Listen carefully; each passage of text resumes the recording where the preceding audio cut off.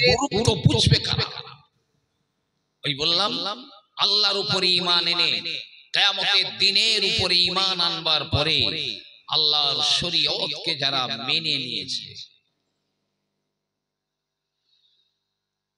আমার মাথায় টাক রয়েছে, আমি যদি মার্কেটে গিয়ে টাকের ওষুধ বিক্রি করি, ওষুধ আমার কেনা তো দূরে যা, আমার মাথায় মানে হেঁটো কিল পড়ে মাথা ফুলে উঠবে, তোর ওষুধ এত ভালো তো তোর টাক কেন? যে হাসরের ময়দানে হেঁটো কিল পড়বে, এখন তো বলবার কেউ নেই। কথা কি জানেন, চতুর্দিকে দেখছি তো আল্লাহ রাব্বুল আলামিন তার অশেষ রহমতে প্রতিদিনই প্রায় বিভিন্ন জায়গার লোকজনদের সঙ্গে দেখা হয়, কত অভাব অনটন ব্যথা বেদনার কথা তারা বলে। আসলে কিয়ামত যে কাছাকাছি হয়ে গেছে, এটা এই খবর তো আমরা রাখি। প্রিয় নবী সাল্লাল্লাহু আলাইহি ওয়াসাল্লাম বসে আছেন, সাহাবাদের নিয়ে বসে রয়েছেন। এমন সময়ে একজন আরবি গ্রাম্য মানুষ আমার রাসূলের দরবারে এলো। লোকটি বলল, ইয়া মুহাম্মদ মাতা সাআহ, এ মুহাম্মদ কিয়ামত কবে হবে বলে দিন। প্রিয় নবী আমার বললেন, ইজা দুইয়াতিল আমানাতু ফান্তাজিরিস সাআহ, যখন আমানতকে খেয়ানত করা হবে, তসরুফ করা হবে, ওই সময় তোমরা কিয়ামতের জন্য অপেক্ষা করো। লোকটি বলল, ক্বালা কাইফা ইদাতুহা ইয়া রাসূলুল্লাহ, কিভাবে আমানতের তসরুফ করা হবে, আমানতের খেয়ানত করা হবে? নবী আমার বললেন, ইজা উসফিদাল আমরু ইলা গায়রি আহলিহি ফান্তাজিরিস সাআহ, যখন সমাজের বড় বড় দায়িত্বপূর্ণ কাজগুলো অযোগ্য মানুষদের ঘাড়ে চাপিয়ে দেওয়া হবে, যে যে কাজের যোগ্য নয় সেই কাজ তার ঘাড়ের উপরে যখন চাপিয়ে দেওয়া হবে, আমার রাসূলুল্লাহ বলেন, তখন তোমরা কিয়ামতের জন্য অপেক্ষা করো।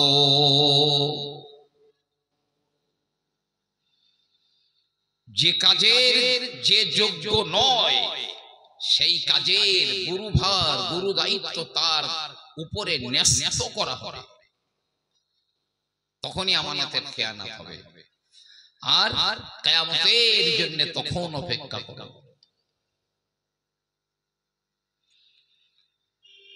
মসজিদটাকে জায়গায় মনে করবেন না, মসজিদ আল্লাহ রাব্বুল আলামিনের সাজদা করবার জায়গা। আল্লাহু আকবার বলে মানুষ সাজদা করবে, এই মসজিদের প্রাণ রয়েছে, এর প্রাণ আছে। কিয়ামতের দিনে এই মসজিদ কথা বলবে, কথা বলবে, সিংহায় ফুৎকার দেওয়া হবে, বাঁশিতে ফুৎকার দেওয়া হবে। আমার আল্লাহ রাব্বুল আলামিন একটা বাঁশি বানিয়েছেন, ওই বাঁশির চারটে শাখা রয়েছে। একটা শাখা সাত আসমানের উপরে, আর একটা শাখা সাত জমিনের নিচে, আর একটা শাখা সূর্য উদয় স্থলে, আর একটা হলো সূর্য অস্ত স্থলে। আর দুনিয়াতে জীবন উপাতে তাতে ছিদ্র রয়েছে। নবীদের জন্য একটা আলাদা ছিদ্র, জিনদের জন্য একটা আলাদা ছিদ্র, মানব জাতির জন্য আলাদা ছিদ্র, সাপদের জন্য একটা আলাদা, বিছের জন্য আলাদা, কীট পতঙ্গের জন্য আলাদা, পাখিদের জন্য আলাদা। ৭০ প্রকারের ছিদ্র থাকবে বা পথ থাকবে। সব ধ্বংস হয়ে যাবে। প্রথমে হালকা হালকা বাঁশির আওয়াজ হবে, মানুষ ওই বাঁশির সুরে, মানুষ বাঁশির সুরে তারা মুগ্ধ হয়ে যাবে, দৌড়দৌড়ি করবে। এত সুন্দর বাঁশির আওয়াজ কোথা থেকে আসে? কিন্তু বেলা যত বাড়বে, বাঁশির আওয়াজ তত বাড়বে, বাঁশির আওয়াজ এমন পরিমাণ বেড়ে যাবে, মানুষদের কলিজা ফেটে বাষ্প হয়ে তারা মারা যাবে, জীব জন্তুদের কলিজা বাষ্প হয়ে মারা যাবে। অতাকুনুল জিবালু কালইহিনিল মানফুস, পাহাড়গুলো পিজা পিজা তুলোর মতো উড়ে যাবে, চন্দ্র সূর্যগুলো তারা নিস্তেজ হয়ে যাবে, তারকাগুলো খসে খসে পড়ে যাবে, আসমানগুলো, আমার আসমানটা আমার আল্লাহ পাক গুটিয়ে নেবেন। ইয়াউমা নাতবিস সামা কাতাইয়িস সিজিল্লি লিল কুতুব, ওই দিন আমার আল্লাহ আসমান গুটিয়ে নেবেন, যেমন কিতাবের পৃষ্ঠাগুলো গুটিয়ে নেওয়া হয়। জমিন ধ্বংস হয়ে যাবে, পাহাড় ধ্বংস হয়ে যাবে, সমুদ্র ধ্বংস হয়ে যাবে, গাছপালা ঘর বাড়ি কিছুই থাকবে না, গোটা পৃথিবী সমতল হয়ে গেছে। তবে মসজিদ আর মাদ্রাসা গুলো ধ্বংস হয় না।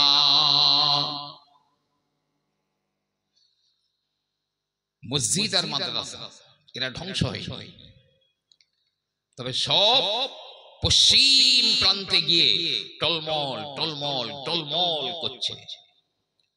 এমনকি মসজিদে নববী শরীফটাও তার আপন জায়গাতে থাকবে না, পশ্চিম প্রান্তে গিয়ে টলমল টলমল করবে।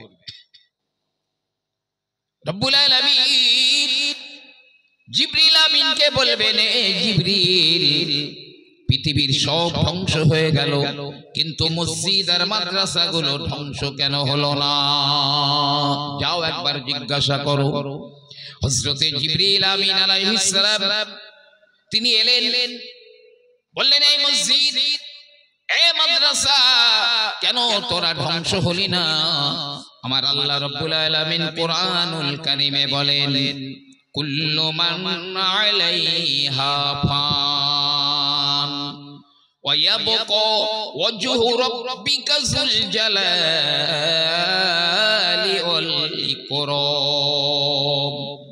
সব ফানা হয়ে যাবে, থাকবে যুল জালাল ওয়াল ইকরাম, আল্লাহ রাব্বুল আলামিন থাকবেন। হে মসজিদ, হে মাদ্রাসা, সব ধ্বংস হয়ে গেল, তোরা কেন ধ্বংস হলি না? মসজিদের ইট কথা বলবে, বালুকণা গুলো কথা বলবে, রড গুলো কথা বলবে, গ্রিল গুলো কথা বলবে, প্রতিটা পার্টস কথা বলবে। হে জিবরাইল, যারা আমাকে বানাবার জন্য জমি দিয়েছে, যারা আমাকে বানাবার জন্য ইট দিয়েছে, বালি দিয়েছে, রড দিয়েছে, সিমেন্ট দিয়েছে, টাকা দিয়েছে, সার্বিকভাবে সহযোগিতা করে আমাকে যারা বানিয়েছে, আর আমার ভিতরে যারা নামাজ পড়েছে আর যারা নামাজ পড়িয়েছে, এরা হলো আজ আমাদের আপনজন, পরিবার পরিজন। মাদ্রাসায় কি কথা বলবে? আর বলবে, যারা আমার ভিতরে কোরআন শিক্ষা করেছে আর যারা ইলম শিক্ষা করেছে আর যারা সার্বিক সহযোগিতা করে মাদ্রাসা বানিয়েছে, ওরাই হলো আমাদের আপনজন। ওদের বুকের ভিতরে না নিয়ে আমি মসজিদ ধ্বংস হব না, আমি মাদ্রাসাও ধ্বংস হব না। আপনার ছেলে, ভাই, মা, বাপ, বিবি, আপনজন সব পালাবে আপনাকে দেখে। ইয়াউমা ইয়াফিরুল মারউ, একে অপরকে দেখে পালিয়ে যাবে। একটা নেকি নাচে বসে শিকারি করবে না। এই মসজিদ, মাদ্রাসা, মক্তব এরা কথা বলবে, ওদের চাই বুকের ভিতরে, নালে ধ্বংস হবে। জিবরিল আমিন আলাইহিস সালাম আল্লাহ রাব্বুল আলামিনকে বললেন, আল্লাহ, মসজিদ আর মাদ্রাসা গুলো তো এমন কথা বলে। রাব্বুল আলামিন বলবেন, এই জিবরাইল, ঠিক বলেছে, ওরা ঠিক বলেছে। যাও ঘোষণা দিয়ে দাও, যারা মসজিদ বানিয়েছে, মাদ্রাসা বানিয়েছে, মসজিদ মাদ্রাসায় সহযোগিতা করেছে, খিদমত করেছে,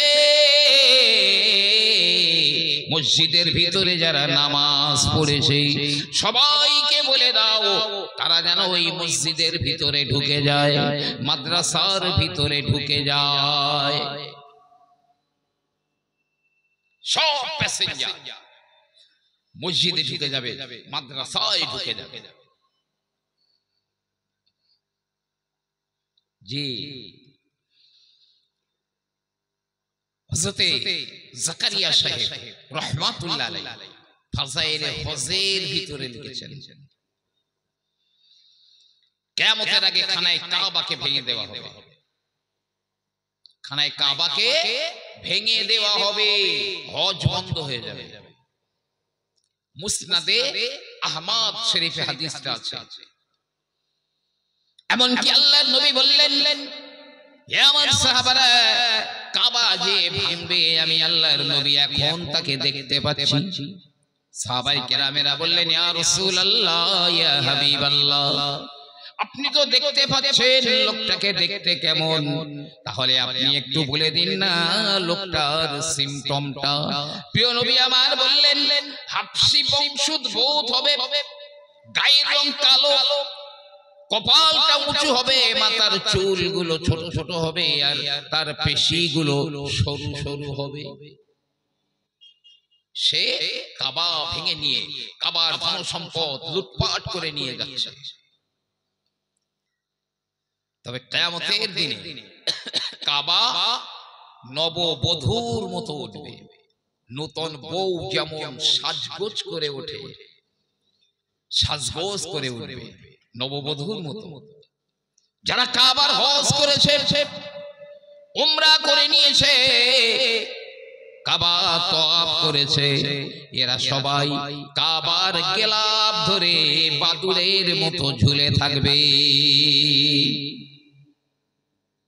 সব ঝুলে থাকবে বাদুড়ের মতো। এবার আমার আল্লাহ রাব্বুল আলামিন একটা ব্রিজ বানাবেন, যেটাকে আমরা বলি পুল সিরাত। আমার আল্লাহ রাব্বুল আলামিন বানাবেন 15,000 বছরের রাস্তা, চুলের চেয়ে সরু, তলোয়ারের চেয়ে ধার, দুই দিকে গিজগিজে ধারালো কাঁটা লাগানো রয়েছে। 5,000 বছর সোজা উঠতে হবে, 5,000 বছর সমতলে যেতে হবে, 5,000 বছর নিচে নামতে হবে। কে পার হবে? কারো ক্ষমতা আছে পার হওয়ার? একদম পুরো জাহান্নামের উপরে বানিয়েছেন আল্লাহ, কেউ যদি পড়ে ডাইরেক্ট জাহান্নামে পড়বে। এবারে আমার আল্লাহ রাব্বুল আলামিন দুনিয়ার মসজিদগুলোকে ট্রেনের কামরার মতো বগি বগি বানিয়ে দেবেন, মাদ্রাসাগুলো বগি বানিয়ে দেবেন, আর খানায়ে কাবাকে আমার আল্লাহ পাক ইঞ্জিন বানিয়ে দেবেন। রব্বুল আলামিন বলবেন, এ কাবা তোর ভিতরে প্যাসেঞ্জার, দুনিয়ার মসজিদ ঘরের ভিতরে প্যাসেঞ্জার, মাদ্রাসার ভিতরে প্যাসেঞ্জার। যাও, আমি জাহান্নামের উপরে যে ব্রিজ বানিয়েছি, ওই ব্রিজটা পার করিয়ে জান্নাতুল ফেরদাউসের প্ল্যাটফর্মে লাগিয়ে দে। সঙ্গে সঙ্গে কাবা চোখের এক পলকের ভিতরে ওই 15,000 বছরের পুল সিরাত পার করিয়ে জান্নাতুল ফেরদাউসের প্ল্যাটফর্মে লাগিয়ে দেবে। প্যাসেঞ্জার গুলো সব জান্নাতের ভিতরে ঢুকে যাবে। একবার জোরে জোরে বলুন না সুবহানাল্লাহ।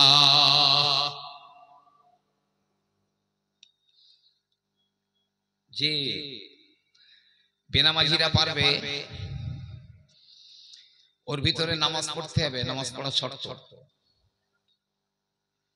আরে যে নামাজ পড়ে না তার ধর্মই নেই, তার কোনো ধর্ম নেই। কে বলেছেন? আমার নবী পাক বলেছেন। একটা হাদিসে নবী আমার বলেন, লা দীনা লিমান লা সালাতা লাহু, যার নামাজ নেই তার কোনো ধর্ম নেই।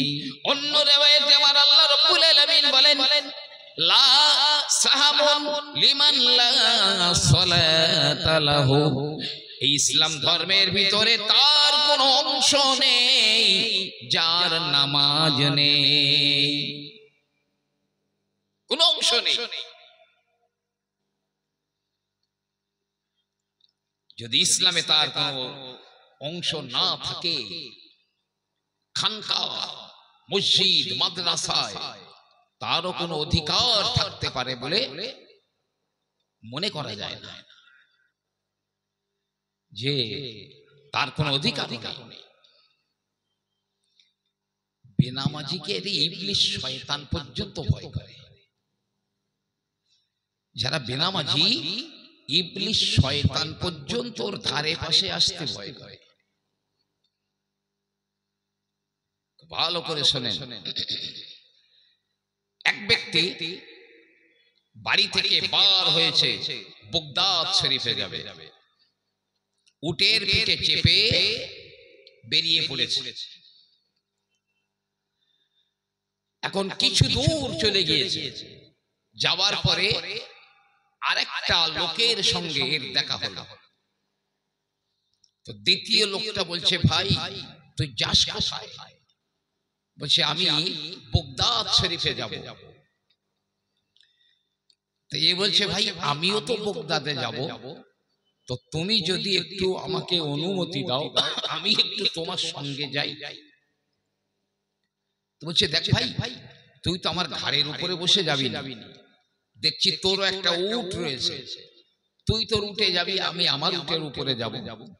বরং দুজনে একসঙ্গে গেলে একটু গল্প করতে করতে গেলে পথ আগাবে, কষ্টও কম হবে। চল দুই ভাই গল্পে গল্পে যাই, কারণ দুজনা যাচ্ছে।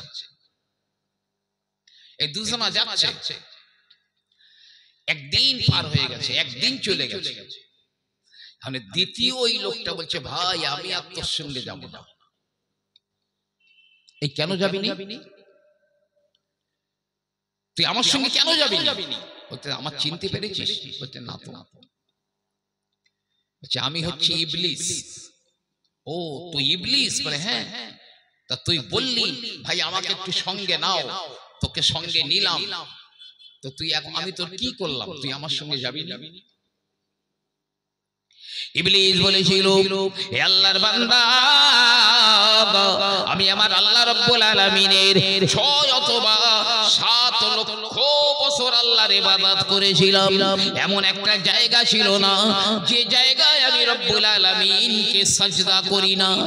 এমনকি প্রতি আসমানে আসমানে 1000 বছর করে আল্লাহর ইবাদত করেছিলাম। আমার আল্লাহ পাক আমার ইবাদতে খুশি হয়ে আমাকে ফেরেশতাদের মুআল্লিম বানিয়ে দিলেন। জান্নাতের ভিতরে নূরের মেম্বার তৈরি হতো, আমি সেখানে ওয়াজ করতাম, ফেরেশতারা নিচে শ্রোতা হয়ে শুনতো। এত ইজ্জত দিয়েছিলেন আমার আল্লাহ। তবে এই যে 6 লক্ষ বছর আল্লাহর ইবাদত করেছি, এগুলো সব নফল, সব নফল। আল্লাহ আমাকে বলেন, আমি নিজে থেকেই করেছি। কিন্তু যেই না আমার আল্লাহ রাব্বুল আলামিন বললেন, হুকুম দিলেন, উসজুদু লি আদম, আদমকে সামনে রেখে সাজদা দাও। সবাই সাজদা দিয়েছিল, কিন্তু আমি ইবলিস সাজদা দিয়েছিলাম না। আল্লাহ পাক বলেছিলেন, মা মানাকা আন তাসজুদা, হে ইবলিস কোন জিনিস তোকে সাজদা থেকে দূরে রেখে দিয়েছিল? আমি বলেছিলাম, আল্লাহ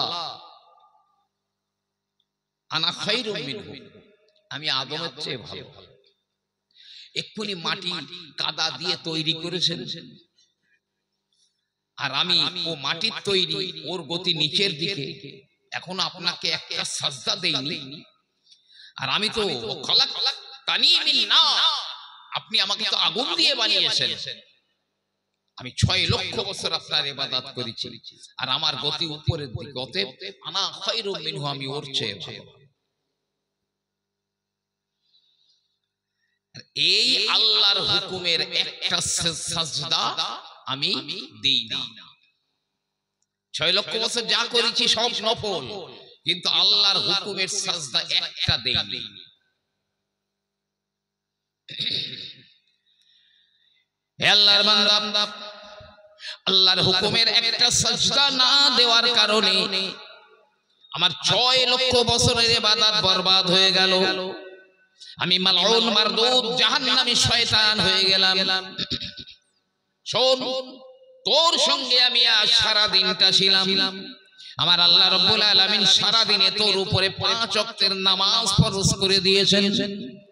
সুন্নত নামাজগুলো বাদ দেন, নফল নামাজগুলো বাদ দেন, শুধু ফরজ নামাজগুলো ফজরে 2 রাকাত, যোহরে 4, আসরে 4, মাগরিবে 3, ইশায়ে 4, এই 5 ওয়াক্ত নামাজে একদিনে তুই 34টা আল্লাহর হুকুমের সাজদা দিসনি।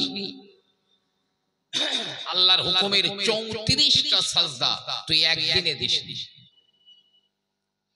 আমি একটা না দিয়ে যদি এত বড় খোদার গজব পড়ে আমার উপরে, না জানি তোর উপরে খোদার কত বড় গজব পড়বে। তো ভাই, একবার তো খোদার গজবে ধ্বংস হয়ে গেছি আমি,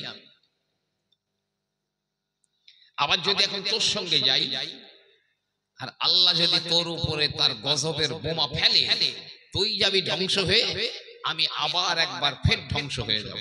তাই ভাই, তোর সঙ্গে আমি যাব না, তোর পথে তুই যা, আমি আলাদা পথে যাব, তোর সঙ্গে যাব না।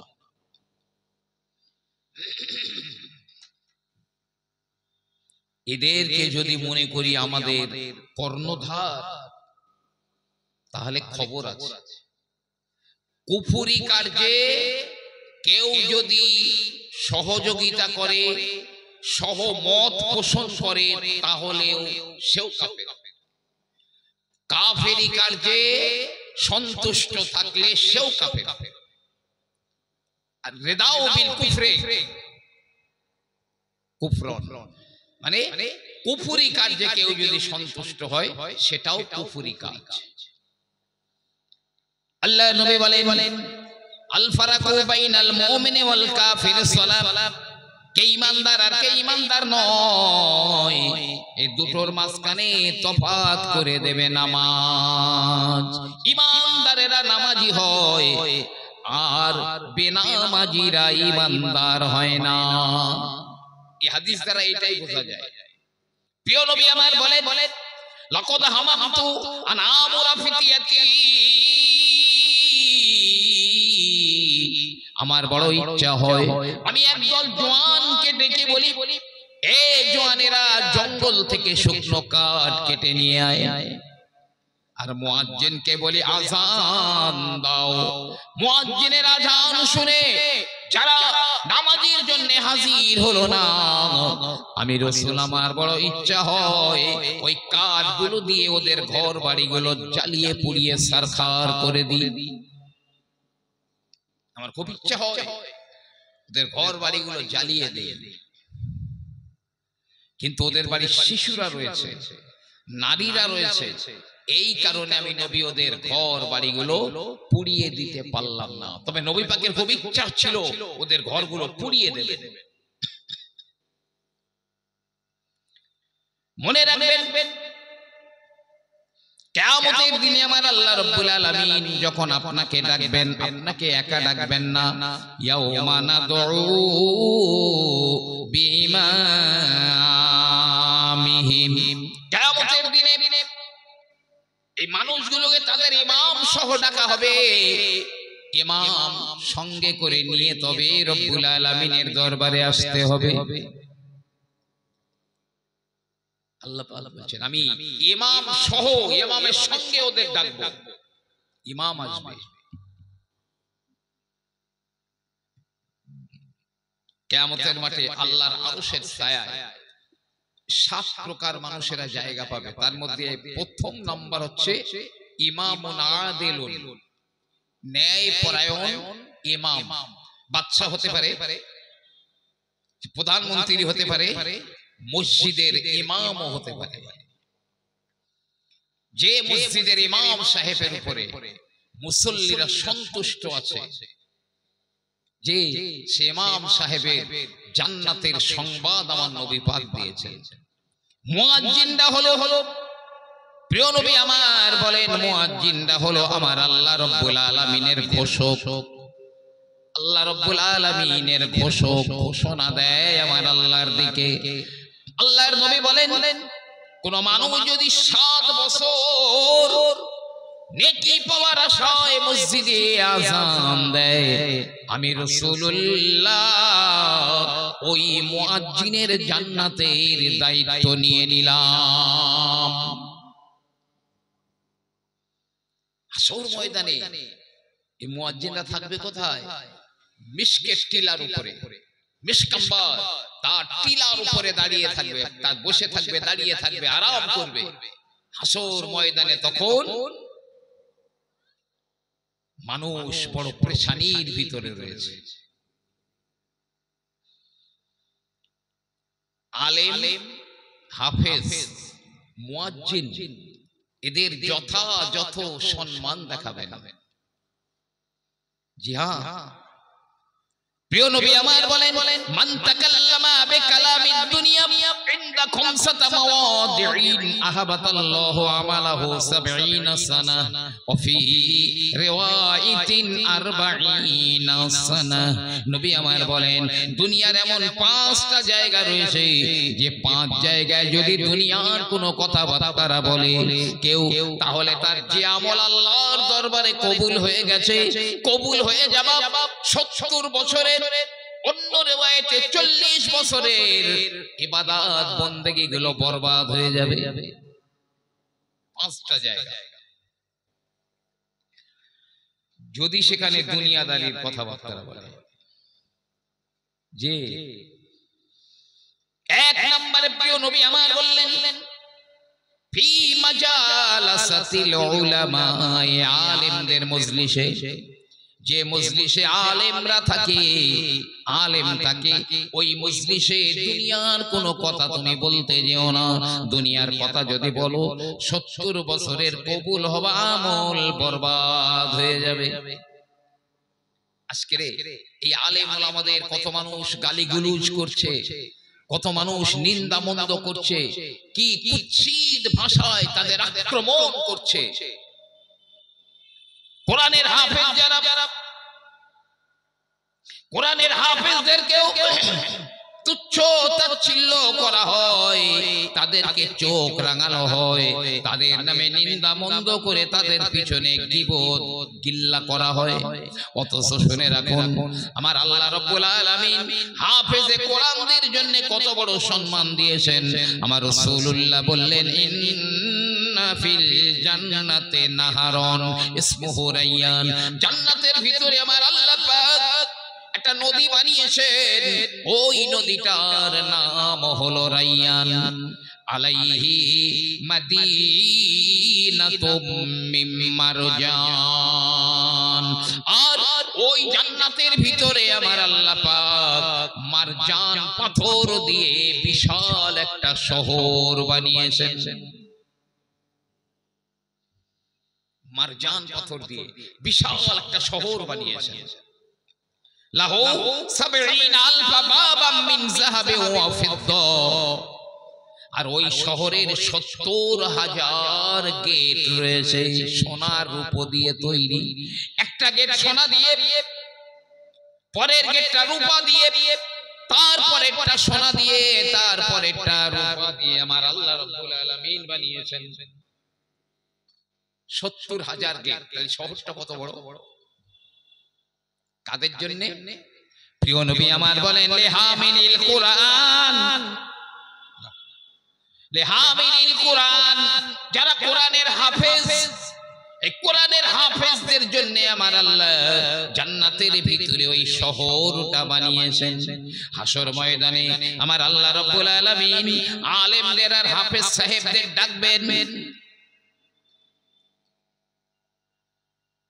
ভাই মসজিদের ইমাম কারা হয়? যারা আলেম যারা হাফেজ তো তারাই। তুমি উকিল হও, ব্যারিস্টার হও, জজ হও, প্রেসিডেন্ট হও, রাষ্ট্রপতি হও, প্রধানমন্ত্রী হও, ওই হাফেজ বা ওই আলেমের পিছনে তোমার ইক্তেদা করা লাগবে। তুমি যত বড় পণ্ডিত হও, কেউ তোমার ধরে মেম্বারে দেবে না, নামাজটা পড়িয়ে দিন, পায়জামা গরম হয়ে যাবে। আমার আল্লাহ রাব্বুল আলামিন কোরআনের হাফেজদের জন্য ওই শহর বানিয়েছেন। হাসরের ময়দানে আমার আল্লাহ আলেম আর হাফেজদের ডেকে বলবেন, হে হাফেজেরা, তোদের সিনার ভিতরে আমি আল্লাহ পাক আমার কোরআনটা লুকিয়ে রেখে দিয়েছিলাম, আমি আল্লাহ তোকে ক্ষমা করে দেব বলে। হে আলেম, আমি আমার ইলম তোর ভিতরে গোপন করে রেখে দিয়েছিলাম, এই কারণে আমি আল্লাহ তোকে ক্ষমা করে দেব, যা যা হিসাব নেব না। আলেম আর হাফেজ তোরা সব জান্নাতে চলে যা। জোরে বলুন না সুবহানাল্লাহ। আলেমদের মজলিসে দুনিয়ার কথা বলো না, চোখ রাঙানো দূরে যা। আল্লাহর নবী আল্লাহর হাবিব একদা হযরতে আলী রাদিয়াল্লাহু তাআলা আনহুকে ডেকে বললেন, আলী, কোরআনের হাফেজদের পিছনে যেন লাগালাগি করো না, জাহান্নামের কুকুর যেন তোমাকে ছিঁড়ে না খেতে পারে। অর্থাৎ আমার নবী বললেন, কোরআনের হাফেজদের পিছনে, কোরআন যারা মানুষের পিছনে, আলেমদের পিছনে যারা লাগালাগি করে, অবশ্যই জাহান্নামের কুত্তা তাদের ছিঁড়ে ছিঁড়ে খাবে। কত বড় জমিদার হয়েছো, হাফেজ আলেমদের উপরে চোখ রাঙাও, মেজাজ দেখাও, জাহান্নামের কুত্তা তোমাকে ছিঁড়ে খাবে। কাবার ইমাম পৃথিবীর সবচাইতে সম্মানী ব্যক্তি। কাবার ইমাম পৃথিবীর সবচাইতে সম্মানী ব্যক্তি। আর নবী পাক বলেছেন, আল মাসজিদু জুজউম মিনাল কাবা, দুনিয়ার মসজিদগুলো খানায় কাবার ব্রাঞ্চ বা শাখা। কাবা হেড অফিস, দুনিয়ার মসজিদগুলো শাখা অফিস। তাহলে কাবার ইমাম যদি পৃথিবীর সর্বশ্রেষ্ঠ সম্মানী ব্যক্তি হয়, ডোনাল্ড ট্রাম্প বলুন আর পৃথিবীর কোন মহারথী বলুন, যেই বলুন, সবার চাইতে সম্মান বেশি।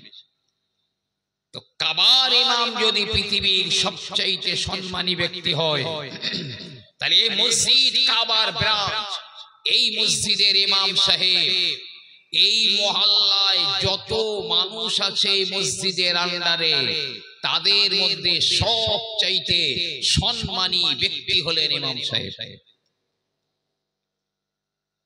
যত বড় দরজার তুমি হও না কেন। আল্লাহ রাব্বুল আলামিনের রাসূল সাহাবায়ে কেরামদের বলেন, আলা আদুল্লুকুম আশরাফি আহলিল জান্নাহ, এ আমার সাহাবারা, জান্নাতের সবচেয়ে সম্মানী ব্যক্তি কারা হবে আমি কি তোমাদের বলে দেব না? ক্বালু বালা ইয়া রাসূলুল্লাহ, হে আল্লাহর নবী অবশ্যই বলে দেবেন। আল্লাহর নবী বললেন, হুম উলামা উম্মতি, তারা হলো আমার উম্মতের আলেমেরা। আলেমদের মজলিসে জবান খুলো না, বরবাদ হয়ে যাবে 70 বছরের কবুল হবে আমল।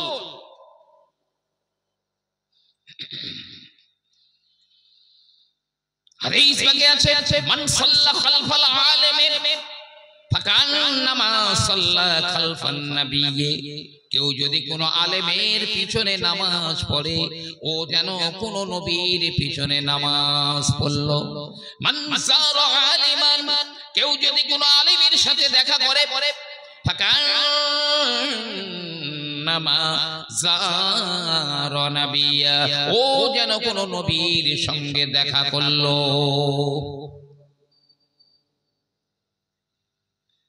আলেম যারা, ওদের মজলিসে কথা বলো না। এখন সেই আলেম ওলামারা, মসজিদের ইমাম মুয়াজ্জিনেরা কত মানুষের কাছে তারা নিগৃহীত, তারা অবহেলিত। জানেন, আমি আপনাদের একটা কথা বলছি, কথাটা একটু মন দিয়ে খেয়াল করে শুনবেন। আমি বলিনি, দেওবন্দ মাদ্রাসা, দেওবন্দ দারুল উলুম দেওবন্দের ফতোয়া বলছে দেওবন্দের স্পষ্ট ফতোয়া, যে মসজিদে ইমামের বেতন কম দিয়ে মসজিদ নির্মাণের জন্য চাঁদা কালেকশন করে বা কালেকশনের চাঁদা ইমামকে না দিয়ে মসজিদ নির্মাণের জন্য রেখে দেয়, সেই মসজিদে চাঁদা দেওয়া হারাম। ফতোয়ায় ইসমাইল কাশেমি দেওবন্দ, এর মধ্যেই ফতোয়াটা আছে। তারপরে বলছে, বর্তমান অবস্থায় ইমামদেরকে 15 থেকে 20,000 টাকার কম বেতন দেওয়া মানে ইমামদের প্রতি জুলুম করা, অত্যাচার করা। তাই কিয়ামতের দিন আল্লাহ মসজিদের কমিটিকে জালিমদের কাতারে রাখতে পারেন। কোথায় আছে? ফতোয়ায়ে আল আজহার, তার মধ্যে ফতোয়াটা আছে।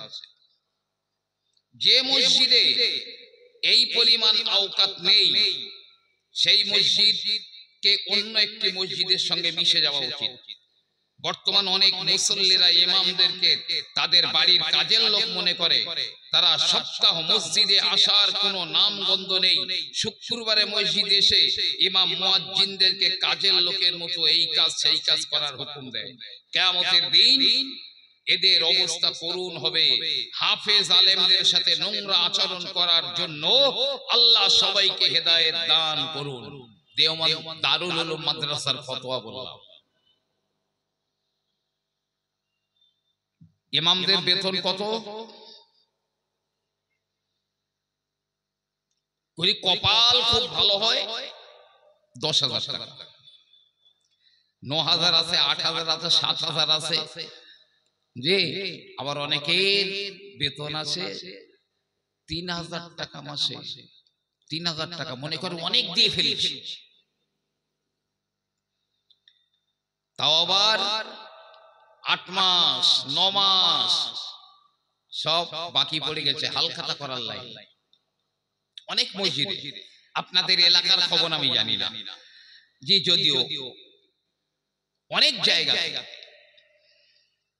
বাকি আছে।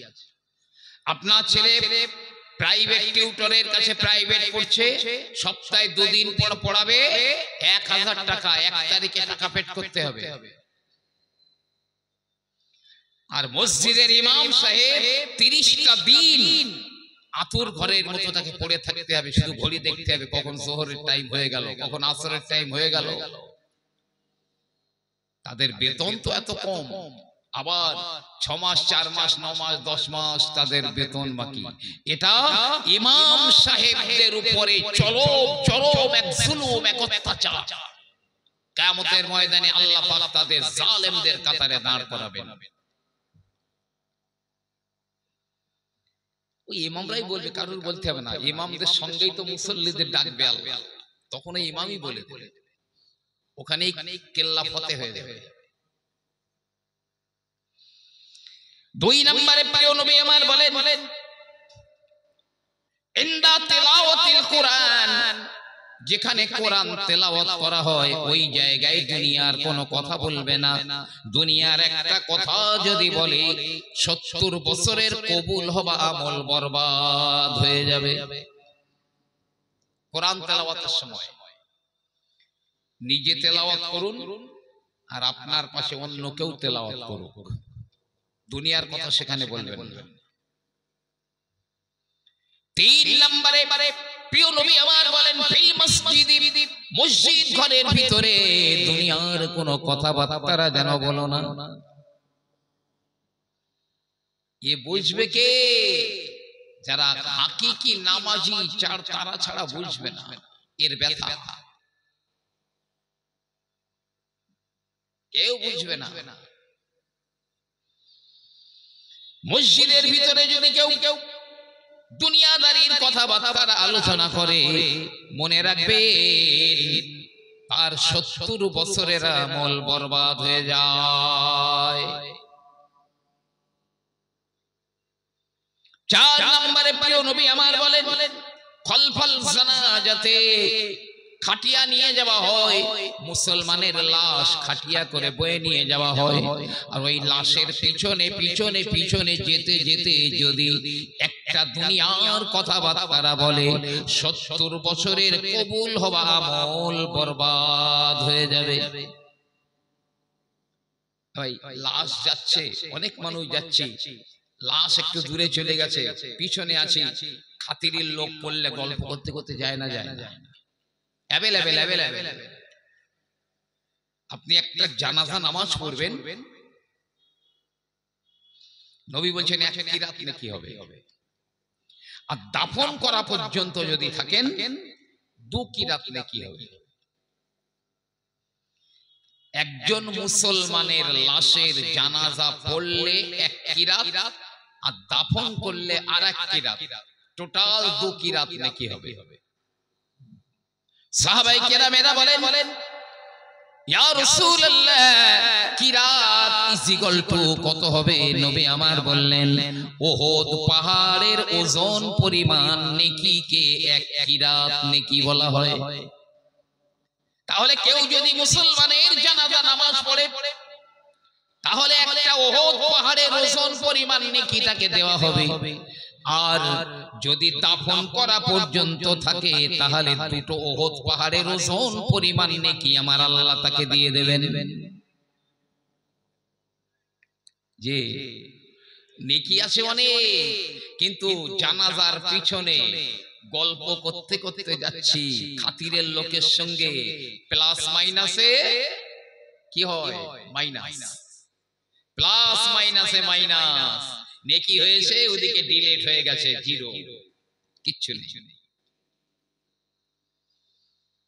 কখনো লাশের পিছনে যেতে যেতে দুনিয়ার কথা বলবেন না।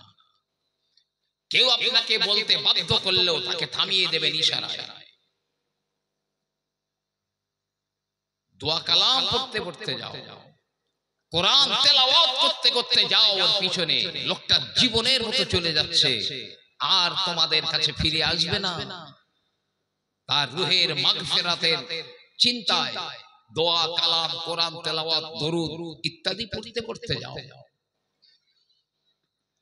5 নম্বরে আল্লাহর নবী বলেন, ফিল মাকবরে, কবরস্থানের ভিতরে গিয়ে, গোরস্থানা কবরস্থানের ভিতরে গিয়ে যদি কেউ দুনিয়ার কোনো কথাবার্তা বলে, কবুল হওয়া 70 অথবা 40 বছরের আমল বরবাদ হয়ে যাবে। কবর করে যারা শরীয়তের আলোচনা করতে পারবে, হাদিস কোরআনের কথা আলোচনা করতে পারবে, মাসলা মাসাইলের কথা আলোচনা করতে পারবে, কবর খুঁড়ছে কবর সংক্রান্ত কথা আলোচনা করতে পারবে, কিন্তু দুনিয়ার কোনো কথা আলোচনা করতে পারবে না। 5টা জায়গা মনে রাখবেন। আমাদের সোনালী অতীত ছিল, যেদিন সেই সোনালী অতীতকে আমরা হারিয়ে ফেলেছি, বেঈমান বিজাতীয় কালচার জীবনে বাস্তবায়ন শুরু করে দিয়েছি, সেদিন থেকেই পতন হয়েছে এই জাতির। সেদিন থেকে বেঈমান কাফেরদের লাথিয়ার ছেটা খাচ্ছি। 15টা কাজ যখন এই উম্মত করবে, তাদের উপরে আল্লাহর গজব হালাল হয়ে যাবে। এই পিছনের বাচ্চারা সরে যাও, এই পিছনের বাচ্চারা, এই যে বাবা, হ্যাঁ এখানে গন্ডগোল করুন না। খুব মোহাব্বতে একবার দরুদ আল্লাহুম্মা সাল্লি আলা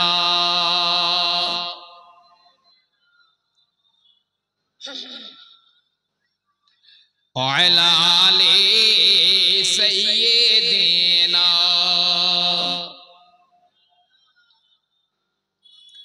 क़ियामत में हर शख्स परेशान रहेगा क़यामत में हर शख्स परेशान रहेगा हर एक शख्स रो रो कर मोहम्मद को पुकारेगा अगर वो मुझे खबर ना ले तो कौन खबर ले उम्मत के जो वो किश्ती है वो मोहम्मद के हवाले अल्लाहुम्मा सल्ले अला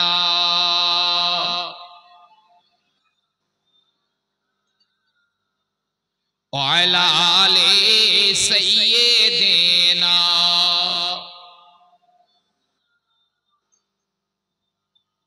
প্রিয় নবী সাল্লাল্লাহু আলাইহি ওয়াসাল্লাম বলছেন ইযা ফাআলা উম্মতি খামসা শারাখাসালিন হাল্লা বিহাল বালা আমার উম্মত যখন 15টা কাজ করবে তাদের উপরে আল্লাহর বালা গজব হালাল হয়ে যাবে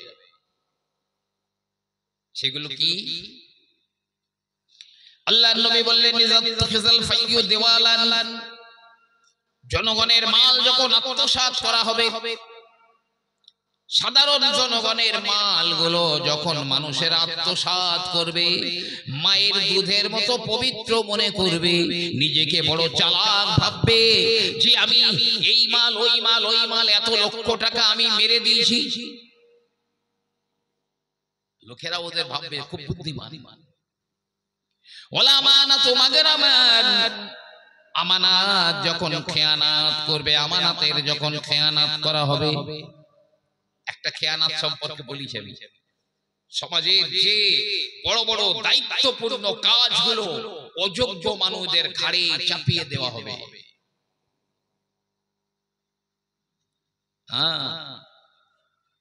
কত জায়গায় আছে নিরেট গোয়ান হ্যাঁ নাম সই করতে বললে হাত এইরকম কাঁপে কলমের নিব বেঁকে যায় বড় বড় স্কুলের বড় বড় নেতা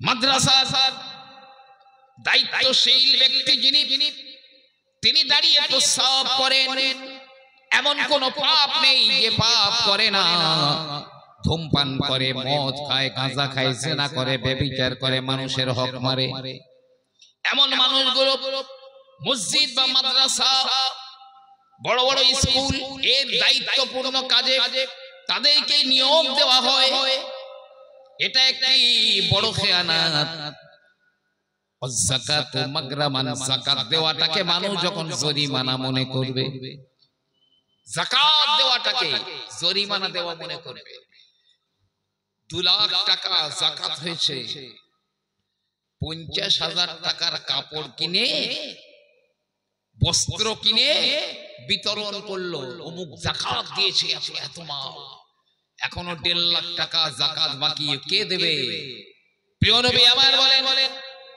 কেউ যদি যাকাত অস্বীকার করে যাকাত দেওয়াটা বন্ধ করে দেয় তার বাড়ি থেকে যাকাতের মালটা চোর করে কেড়ে নিয়ে এসো ছিনিয়ে আনো আর আপামার জনগণকে বলেছে তোমরা ওর বাড়ি থেকে ওই যাকাতের মাল কেড়ে আনতে সহযোগিতা করো গুনাহ হবে না আল্লাহর নবীর ইন্তেকালের পরে একদল মানুষেরা যাকাত অস্বীকার করেছিল হযরতে আবু বকর সিদ্দিক রাদিয়াল্লাহু তাআলা আনহু তিনি তাদের বিরুদ্ধে জিহাদ ঘোষণা করেছিলেন এই যাকাত দেওয়াটাকে জরিমানা দেওয়া মনে করবে কত মানুষ দেয় না ধর্মীয় শিক্ষা মানুষ শিখবে তবে অন্য কোন নিয়তে আল্লাহর রিজা মন্দির নিয়তে নয় দ্বীনের জন্য নয় অন্য কোন নিয়তে ধর্মীয় জ্ঞান তারা অর্জন করবে অথবা ধর্মীয় জ্ঞানের প্রতি তাদের অনীহা দেখা দেবে আরে মাদ্রাসায় পড়ে কি হবে মোল্লার যত মসজিদ পর্যন্ত জি ধর্মীয় শিক্ষার প্রতি অনীহা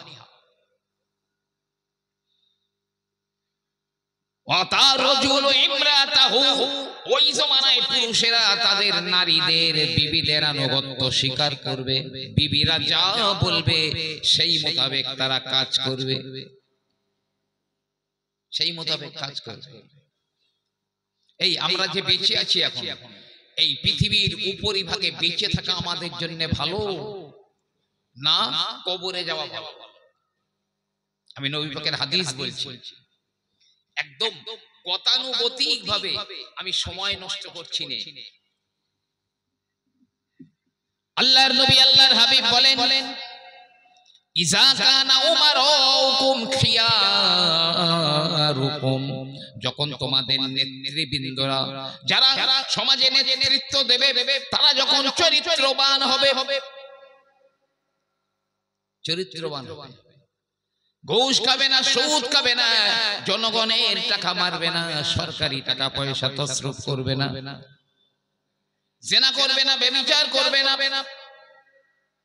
যখন তোমাদের নেতৃবৃন্দরা সৎ চরিত্রের হবে, চরিত্রবান হবে, আর কি আগ্নিয়াকুম সাখাউকুম, তোমাদের ধনী ব্যক্তিরা যখন দাতা হবে, তোমাদের ভিতরে যারা ধনী তারা দাতা ব্যক্তি হবে।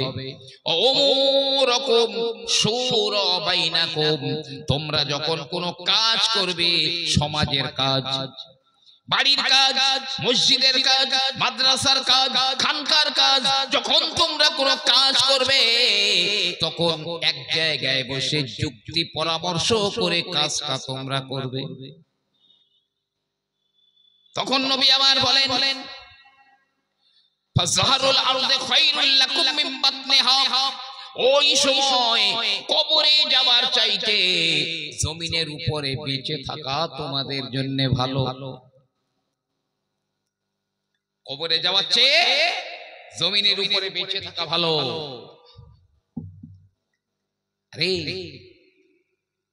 নেতা দেখবেন, হযরত ওমর রাদিয়াল্লাহু আনহু সন্ধ্যার পরে একটা বাতি জ্বালিয়ে সরকারি হিসাব করছেন, সরকারি কাজ করছেন, তিনি খলিফা। বাইরে একজন ডাক দিল, হযরত ওমর বললেন, কে? বলছে, আমি আলী। কেন এলে? আপনার সঙ্গে একটু দেখা করার জন্য এসেছি। হযরত ওমর বললেন, সরকারি কোনো কাজে এসেছো না আমার সঙ্গে ব্যক্তিগতভাবে কোনো দেখা সাক্ষাৎ করার জন্য এসেছো? হযরত আলী রাদিয়াল্লাহু তাআলা আনহু বললেন, ইয়া আমিরাল মুমিনিন, সরকারি কোনো কাজে নয়, আমি ব্যক্তিগতভাবে আপনার সঙ্গে দেখা করার জন্য এসেছি। ওমর বললেন, ঢুকে যাও ঘরে। হযরত আলী যেই ঘরে ঢুকলেন, হযরত ওমর ওই বাতিটা নিভিয়ে দিলেন। যে বাতি জ্বলছিল, বাতিটা নিভিয়ে দিয়েছেন। হযরত আলী বললেন, ইয়া আমিরাল মুমিনিন, ইয়া খলিফাতাল মুসলিমিন, মেহমান আসলে তো আলো জ্বালায়, বাতি জ্বালায়, আর আমি এলাম, আপনি কেন বাতিটা নিভিয়ে দিলেন? হযরত ওমর বললেন, আলী, সরকারি তেলে এই বাতি জ্বলছিল আর আমি সরকারি কাজ করছিলাম, কিন্তু তুমি আমার সঙ্গে ব্যক্তিগতভাবে দেখা করার জন্য এসেছো। যদি তোমার সঙ্গে আমার দেখার কথাবার্তা ওই সরকারি তেলের বাতিতে হয়, ওমরকে রব্বুল আলামিনের দরবারে হক মারার কৈফিয়ত দেওয়া লাগবে। তাই যেহেতু সরকারি বাতির আলো জ্বলছিল, আমি নিভিয়ে দিলাম। এই হচ্ছে গিয়ে নেতা। কিন্তু নবী আমার বলেন, ইজা কানা উমারুকুম শিরারুকুম, তোমাদের নেতৃবৃন্দরা যখন অসৎ চরিত্রের হবে, সব ধরনের নোংরামি তার ভিতরে থাকবে। আগ্নিয়াকুম বুখালাকুম, তোমাদের ভিতরে যারা ধনী মানুষ তারা কৃপণ হয়ে যাবে, টাকা বার করতে চাইবে না। অসুরা ইলা নিসাইকুম, আর তোমাদের কাজ কারবার গুলো তোমাদের স্ত্রীদের উপরে ন্যস্ত করা হবে। বিবিরা যা বলবে সেই মোতাবেক করতে থাকবে। ফাবাতনিল আরদি খায়রুল লাকুম মিন যাহরিহা। আল্লাহ নবী বললেন ওই সময় জমিনের উপরে বেঁচে থাকার চাইতে কবরের ভিতরে তোমাদের জন্য ভালো। জি, ধর্মীয় জ্ঞান অর্জন করবে অন্য কোন নিয়তে, স্ত্রীদের আনুগত্য করবে, সে বৈধ না অবৈধ এটা দেখবে না।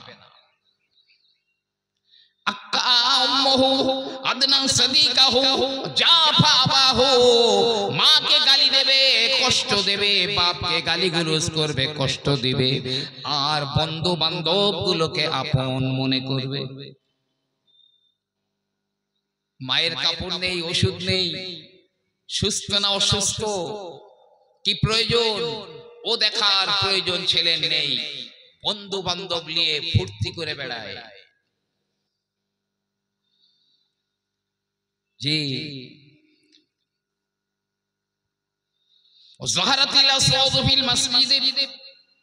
মসজিদ ঘরের ভিতরে যখন জোরে জোরে কথাবার্তার আলোচনা করা হবে, একজন একটা কথা তুললেই হয়, হইচই পড়ে গেল মসজিদের মধ্যে, শোরগোল পড়ে গেল মসজিদের উপরে। সাদাল কাবিলাতা ফাসিকুহুম ওয়া কানা যাঈমুল কওমি আরজুলুহুম। সমাজে যারা নেতৃত্ব দেবে, যারা কওমের নেতা, জাতির নেতা, এরা হবে ফাসিক, ফাজের, প্রস্রাব করে পানি নেবে না, ধূমপান করবে, মদ খাবে, গাঁজা খাবে, যত হারাম কাজ আছে, শরীয়ত বিরোধী কাজ যত রয়েছে সবই তারা করবে। এরাই হবে সমাজের নেতা, জাতির নেতা, গোত্রের নেতা। উকরিমার রাজুলু মুখাফাতা শাররিহি। আর মানুষেরা ওই নেতাদের সম্মান করবে, ওই নেতার অনিষ্ট থেকে বাঁচবার জন্য, ওর দ্বারা যেন আমার কোনো ক্ষতি না হয়, এই কারণে ওই রকম নেতাদের সম্মান করা হবে। এর আরেক জালেম। একজনা বলছে হুজুর, আমি এক জালেম বাদশার জামা সেলাই করে দিয়েছি, আমি কি গুনাহগার হব? বলছে দেখো, জালেম তো সেই ব্যক্তি তো জালেম, ওই কাপড়টা যে বুনেছিল, ওই অত্যাচারী বাদশার জামা বানাবার জন্য যে কাপড় বুনেছিল, সেইটি হলো বড় জালেম।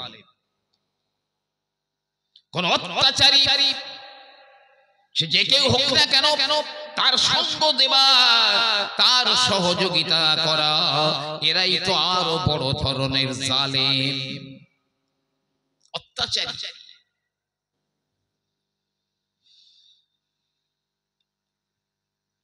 প্রিয় নবী সাল্লাল্লাহু আলাইহি ওয়াসাল্লাম বললেন,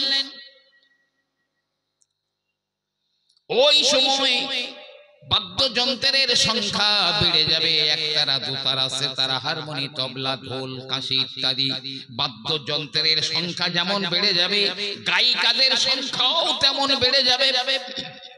গায়িকাদের সংখ্যা বাড়বে, যে আল্লাহর ওলি আউলিয়ারা গুজরে গেছেন, অতীতে গুজরে গেছেন, তাদের নামে নিন্দা মন্দ করা হবে। ওই সময় কি হবে? আল্লাহর নবী বললেন, ইনদা যালিকা রিহান হামরা, ওই সময় তাদের উপরে লু হাওয়া বইবে, গরম হাওয়া তাদের উপরে বইবে, অকসফান অমাসকান, মাটিতে ধসে যাবে, জমিনের নিচে চেহারা পরিবর্তন হয়ে যাবে, শূকর অথবা বাঁদরের মতো তাদের চেহারা হয়ে যাবে।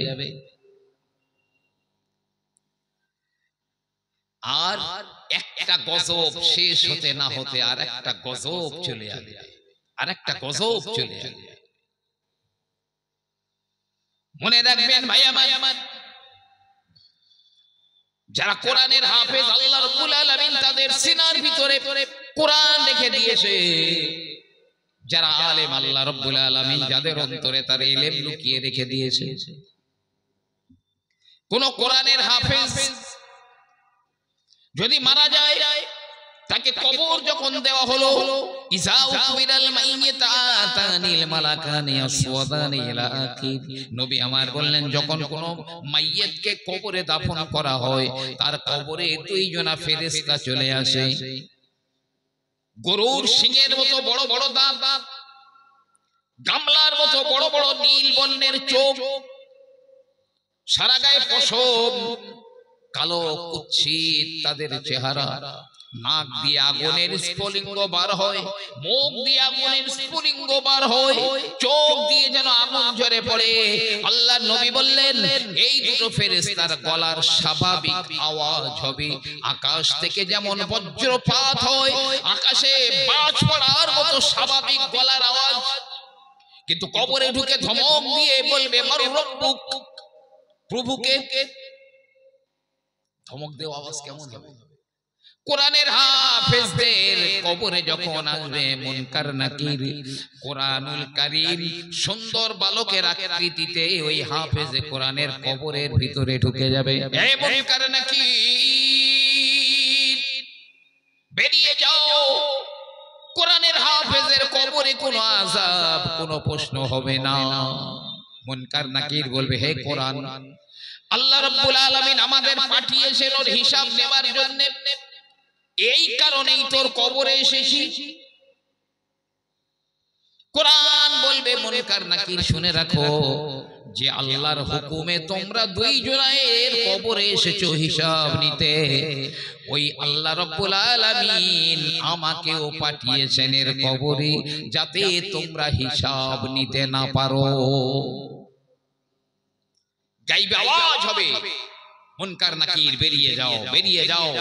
আমার কোরআন ঠিক বলেছে যে আল্লাহ তার কবরটা জান্নাতের বাগান বানিয়ে দেবেন, জান্নাতের ৭৭ খানা দরজা তার কবরে খুলে দেবেন। আল্লাহ এত ইজ্জত দিয়েছেন, আমি সে বলতে বলতে হাদিসটা ছেড়ে এসেছি। সেই জান্নাতের ভিতর এক শহর বানিয়েছেন, ৭০,০০০ গেট, সোনার রূপোর। কিয়ামতের মাঠে কোন হাফেজকে যখন ওই প্রথম গেটে নিয়ে যাওয়া হবে, ৭০,০০০ ফেরেশতা ওখানে অপেক্ষা করছে। ওই ৭০,০০০ ফেরেশতা বলবে হে কোরআনের হাফেজ, আমার আল্লাহ পাক আপনাকে সালাম দিয়েছেন, আর আমাদের এই ৭০,০০০ ফেরেশতাকে আল্লাহ আপনার জন্য উপহার দিয়েছেন। কোরআনের হাফেজ বলবে ঠিক আছে, আমি কবুল করে নিলাম, এখানেই থেকে যাও। ২ নম্বর গেটে নিয়ে যাওয়া হবে, ১,৪০,০০০ ফেরেশতা দাঁড়িয়ে রয়েছে। বলবে হে কোরআনের হাফেজ, আল্লাহ আপনাকে সালাম দিয়েছেন, আর আমাদের ১,৪০,০০০ ফেরেশতাকে আপনার জন্য উপহার দিয়েছেন। ঠিক আছে, এখানে থাকো, কবুল করলাম। ৩ নম্বর গেটে নিয়ে যাওয়া হবে, ফেরেশতা ডবল হয়ে যাবে, ২,৮০,০০০ ফেরেশতা একই কথা বলবে। তারপরের গেটে নিয়ে যাওয়া হবে, ফেরেশতা আবার ডবল হয়ে যাবে। তারপরের গেটে নিয়ে যাওয়া হবে, ফেরেশতা ডবল হয়ে যাবে। এই ৭০,০০০ গেট একজন কোরআনের হাফেজকে নিয়ে যাবে তার জান্নাতের দিকে। বলুন না কত কোটি কোটি কোটি ফেরেশতাকে আমার আল্লাহ একজন কোরআনের হাফেজের জন্য উপহার দিয়েছেন। তুমি কোথাকার কে? আলেমদের হাফেজদের উপরে চোখ রাঙাবে, ইমামদের উপরে চোখ রাঙাবে। আমি যদি কোন মসজিদের ইমাম হই, আরে আমি ইমামতি করেছি ১২-১৪ বছর, আমি খুব ভালো জানি, মানে ও খাই আমি খেয়ে আছি। কত কঠিন জীবন কল্পনা করতে পারবেন না। আমি ১-৮ বছর নয়, ১২ বছর একটা যুগ কাটিয়ে দিয়েছি। আমি জানি আমার যদি পিছনে বাড়ির চিন্তা হয়, কালকে কি করব, চাল নেই, তরকারি নেই, কুটুম এসেছে, বিবির শরীর খারাপ, বাচ্চার শরীর খারাপ, এটা নেই সেটা নেই, নামাজ পড়ছি আলহামদুলিল্লাহি রাব্বিল আলামিন, ওদিকে বাড়ির দিকে মন রয়েছে, নামাজ হবে না হবে না। এই নামাজ হবে? তার জন্য দায়ী কি ইমাম সাহেব না আপনি? আল্লামা রুহুল আমিন রাহমাতুল্লাহ আলাইহি তিনি তার কিতাবের ভিতরে লিখেছেন, যিনি মসজিদের ইমাম হন তার এমন একটা সম্মানিক দেওয়া উচিত, তার সংসারটা যেন ভালোভাবে চলে যায়, এটা হলো মুসল্লিদের জন্য ওয়াজিব। পেটের নামাজ না পড়লে যেমন গুনাহ হবে, ঈদের নামাজ না পড়লে যেমন গুনাহ হবে, ইমাম সাহেবের সংসার চালানোর মতো টাকা পয়সা যদি না দেন, মাইনে না দেন, তাহলে ও ওয়াজিব তরক করার গুনাহ হবে। এসি না কিনে অন্য কিছু না করে ইমাম সাহেবের মাইনা বাড়াও, যেন তার পিছন টান না থাকে। কিয়ামতের ময়দানে কত কোটি কোটি মানুষ গলা ধাক্কা দিতে দিতে নিয়ে যাওয়া হবে জাহান্নামে, তার কোনো ইচ্ছা নেই। একই কারণ, একটা কারণ। আমার ভাইরা, আমার বাবাজিরা, মসজিদের ভিতরে ঢুকতে বড় অসুবিধা হয়। মনে রাখবেন, নিশ্চয়ই তার ইমানে হয় প্যারালিসিস হয়ে গিয়েছে, না হয় তার ইমানে ক্যান্সার হয়েছে, না হয় তার ইমানে পক্ষাঘাত হয়ে গেছে। আল্লাহর নবী বললেন, আল মুমিনু ফিল মসজিদি কাসসামাকি ফিল মায়ে। পানির ভিতরে মাছগুলো যেমন আরামে থাকে, ইমানদারেরাও মসজিদের ভিতরে তেমন আরামে থাকে। পানি ছাড়া যেমন মাছ বাঁচতে পারে না, মসজিদ ছাড়া কোনো ইমানদার বাঁচতে পারে না। আপনি মাঠে যান, বাজারে যান, যেখানেই যান না কেন, অন্তরটা মসজিদের ছাদে টাঙিয়ে রাখবেন। এই বেনামাজিরা পারবে? পাপাচার যারা তারা পারবে? মদ মাতালে গেছেল পারবে? মোটেও না। হাসর ময়দানে, কিয়ামতের ময়দানে, একটু আগেই বলছিলাম আল্লাহ রাব্বুল আলামিনের আরশে আজিম নামিয়ে আনা হবে, আরশের ছায়া পড়বে, 7 প্রকার মানুষেরা তার ভিতরে জায়গা পাবে। তার মধ্যে একদল হলো রাজুলুন কলবুহু মুআল্লাকুন ফিল মসজিদে, যে মানুষটার অন্তর মসজিদের ভিতরে টাঙানো থাকে, মানে তার মন পড়ে থাকে মসজিদে। মসজিদে ঢুকেছে মানে যেন জেলখানায় ঢুকেছে, কখন বার হবো, যে একজন পেছন টান মানে সামনের কাছাটা যেন না যেতে হয়, তাহলে আর বার হতে লেট হবে। পেছন টান মানে সামনে ভর্তি হোক আগে, তারপরে। অথচ আল্লাহর নবী, প্রিয় নবী সাল্লাল্লাহু আলাইহি ওয়াসাল্লাম বললেন, দুটো বিষয় যদি আমার উম্মতেরা জানতে পারত, তাহলে নিশ্চয়ই ওই জায়গায় লাগাবার জন্য লটারি সিস্টেম করা লাগতো। নাম্বার 1, মসজিদের সামনের কাতারে দাঁড়িয়ে, প্রথম কাতারে দাঁড়িয়ে নামাজ পড়ার যে গুরুত্ব যদি আমার উম্মতেরা জানতো, তাহলে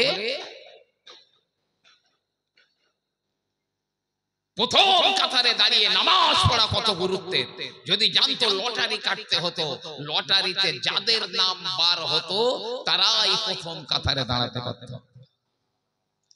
2 নম্বরে মসজিদে আযান দেওয়াটা কত গুরুত্বপূর্ণ কাজ। আগেই বলেছি, মুয়াজ্জিনেরা হলো আল্লাহর ঘোষক। কিয়ামতের ময়দানে মুয়াজ্জিনদের সবার উপরে তাদের গর্দানগুলো উঁচু হয়ে থাকবে, মেশকের টিলায় থাকবে।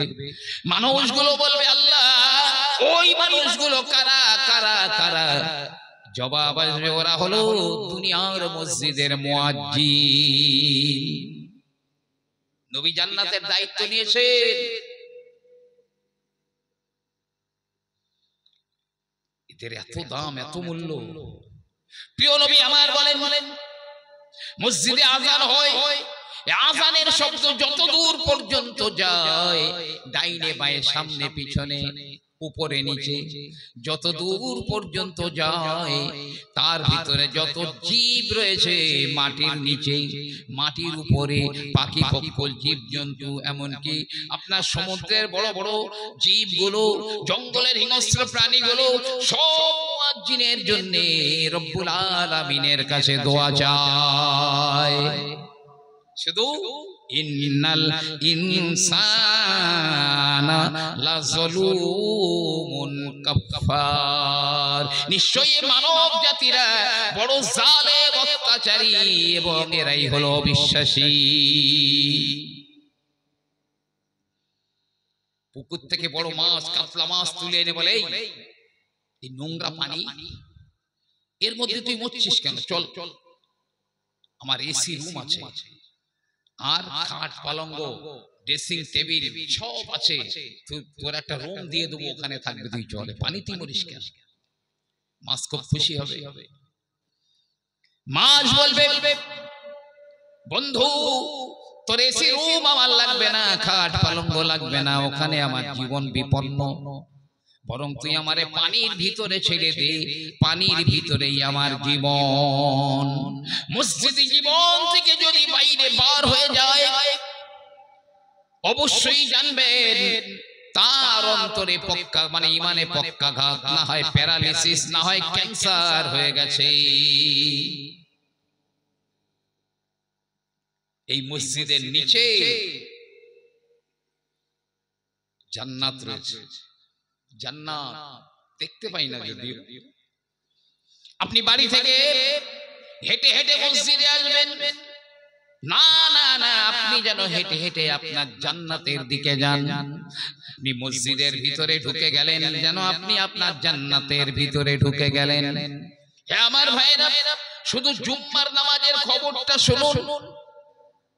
অনেকে শুধু জুম্মা পড়ে মনে করে জান্নাতের রাস্তা পুরো ভিআইপি। মাদার গাছ তেল মতো নয়, মাদার গাছ তেল মতো নয়। সপ্তাহে একদিন খেতে দেবো, প্রত্যেক শুক্রবারের দিন করে যা খাবে, কালিয়া, কোফতা, বিরিয়ানি, যে ফ্রাইড রাইস, যা ইচ্ছা তাই খাও, 7 দিন খেতে দেবো না। গ্যারেজ হবে না হবে না, তো এমনি গ্যারেজ হয়ে যাবে। সপ্তাহে একদিন এসে জুম্মা পড়বো, ইমান গ্যারেজ হয়ে যাবে। মনে রাখুন, প্রিয় নবী আমার বলেন, শুক্রবারের দিনে সকাল সকাল গোসল করে নিয়ে, সকাল সকাল গোসলটা করে নিয়ে ফিরে চলে এলো মসজিদের দিকে। কোনো বাজে কথা বললো না, বাজে কাজ করলো না, মনোযোগের সঙ্গে খুতবা শ্রবণ করলো।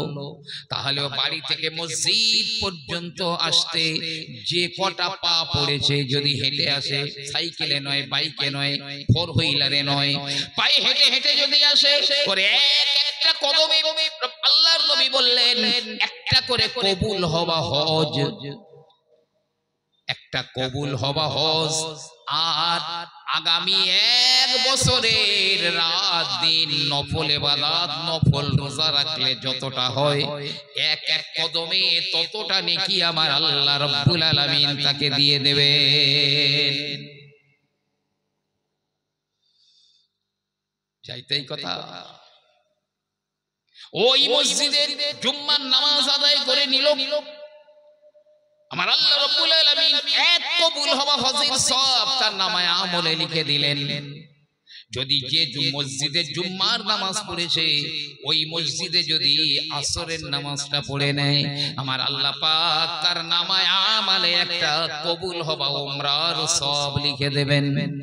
ওই মসজিদে যদি আপনার কিনা মাগরিবের নামাজটা আদায় করে নেয়, ওই ব্যক্তি আমার আল্লাহ পাকের দরবারে যে দোয়া করবে, আমার আল্লাহ পাক ওই দোয়াটা কবুল করে নেবেন। কাদের জন্য? এই 100 দিনের কাজ করে তো মানুষ, আর খুব ভালো বুঝি 100 দিনের কাজ, সারা সপ্তাহ কাজ করেছে, গিয়েছে সপ্তাহ নেওয়ার জন্য, কাগজপত্র সব আছে, তবে তো 100 দিনের কাজে টাকা পাবে সপ্তাহে।